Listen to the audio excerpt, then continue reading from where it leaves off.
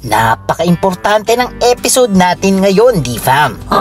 Dahil tungkol ito sa pangangalaga ng ating kalusugan. Woo! Naghahanap ka ba ng pinakamagaling na ospital? Dito sa video na ito, aalamin natin kung saan bang ospital ang pinakamaganda kung tayo'y nagdedeliryo o masama ang pakiramdam. Pusisiin natin ang most trusted and safest hospital in the Philippines. Ito ay base sa performance at awards. Kaya panuurin nyo hanggang dulo, D-Fam. Yes! Kasi ito ang pinakakailangan natin in times of trouble. Mr. D.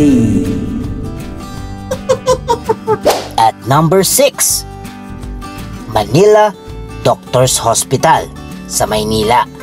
Sa 2025 Best Specialized Hospitals Asia Pacific, kasama ang Manila Doctors Hospital.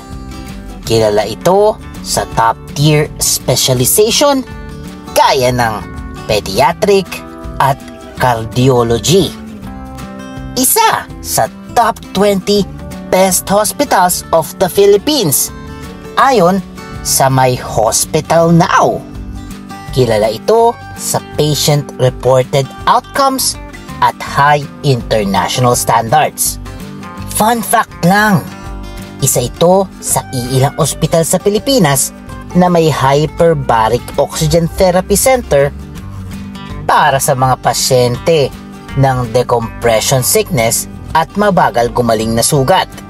Nagsimula rin itong mag-operate noon pang 1956 at may partnership sa Metrobank Foundation para sa charity medical missions. Number 5, Asian Hospital and Medical Center sa Muntinlupa. Kasama sa Asia's top private hospitals ngayong 2025. At ito ay ayon sa Newsweek Statista. Mainstay sa orthopedics at ophthalmology. May matibay na accreditations. Noong 2025, rank 5 siya sa top Philippines list. Modern facilities sa South Metro Manila, perfect para sa high-end care. Fun fact, may tinatawag silang Asian Cancer Institute na may advanced linear accelerator para sa radiation therapy at isa rin ito sa kauna-unahang hospital dito sa ating bansa na nagpatupad ng electronic medical record system para mas mabilis at error-free ang pasyente while processing. At number 4, The Medical City sa Pasig. JCI accredited. Nasa Asia Pacific Best Specialized Hospitals ngayong 2025 dahil sa cardiology, neurology at oncology. Kasama rin sa World's Best Hospitals accolades. May 800 beds, advanced technology, pati tertiary clinic network nationwide. Reliable at consistent sa quality care. Fun fact lang, may sariling institute for personalized molecular medicine. Dito ginagawa ang mga genetic testings para ma-customize ang treatment sa pasyente. Naging kauna-unahan din silang gumamit ng robotic surgery system sa ilang procedures dito sa Pilipinas. Wow na wow! At number 3, Makati Medical Center sa Makati. Itinatag ito noong 1969, mas kilala bilang Makati Med. Pagsakay ka sa bus, sasabihin nyo lang, "Oh, dyan lang po sa Makati Med." Para po! First Philippine hospital with JCI 4th edition accreditation. Nanalo ng Asian Hospital Management Awards.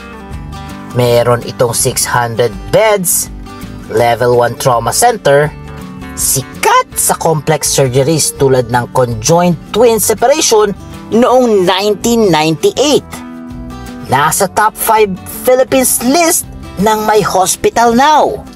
Fun fact, isa sa mga unang ospital sa bansa na nagkaroon ng heart station na bukas 24/7 para sa emergency cardiac cases. Nag-host din ito ng medical missions para sa mga biktima ng major disasters gaya ng Typhoon Yolanda. And at number 2, St. Luke's Medical Center sa QC or BGC. Ito ang first PH-JCI accredited hospital mula pa noong 2003 with multiple renewals. May 2 campuses, QC na may 650 beds at sa BGC na may 600 beds. Kilala ito bilang sosyal na ospital. Kamakailan lang, naging accredited ito sa Global Healthcare Accreditation para sa medical tourism. Nasa top 3 ng Philippines list every year. At sabi ko nga sa inyo, hotspot ito ng mga expats at travelers sa quality, safety, at patient satisfaction. Fun fact lang, may sarili itong international patient services na nagbibigay ng interpreter, visa assistance at travel arrangements para sa mga pasyente mula sa abroad. Wow, wow, wow! Kilala rin sa CyberKnife Center para sa non-invasive cancer treatments. Ibang-iba to, D-Fam! Lahat sila private hospitals. Pero ang number 1, drumroll please! Philippine General Hospital, PGH sa Manila.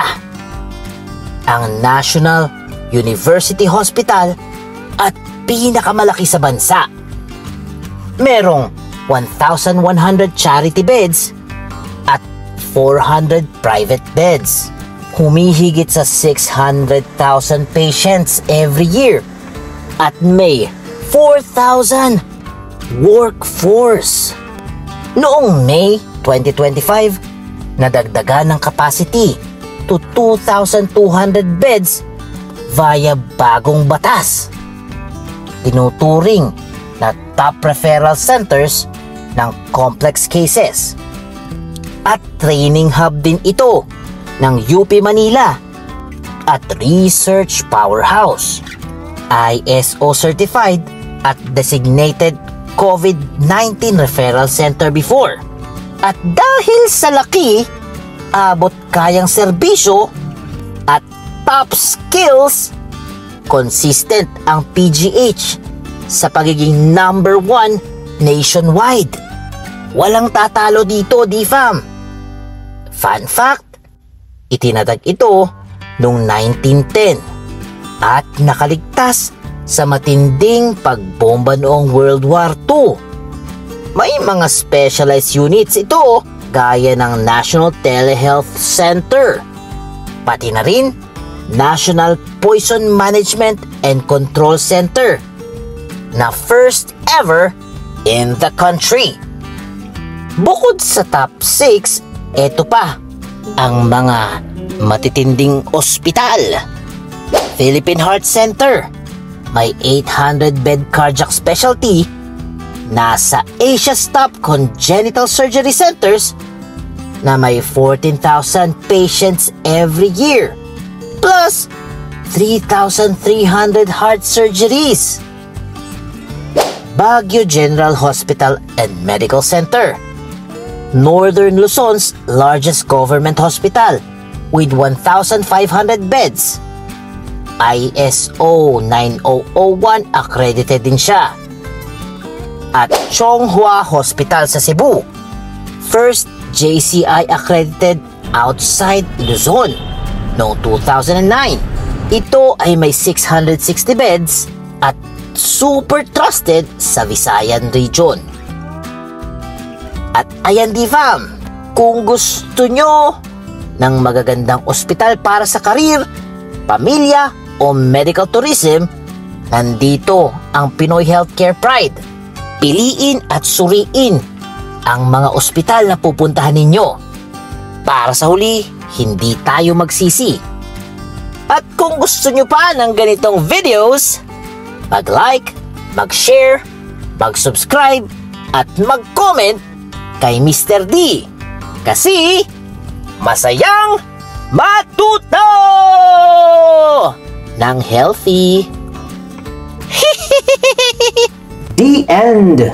Huwag kalimutang i-click ang subscribe button at bell icon ni Mr. D para masaya every day. See you, D-Fam!